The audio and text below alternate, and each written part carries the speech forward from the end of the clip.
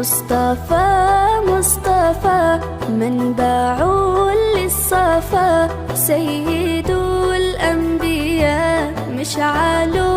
في الوفا، كان في عطفه لليتامى دفا، حن قلبي له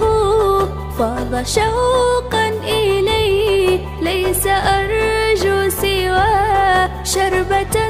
من يديه، الصلاة عليه والسلام عليه، للسماء ارتقى فأتى بالنقى، وغدا وجهه نيرا مشرقا، كان من عفوه حين حان اللقاء، قال فلتذهبوا أنتم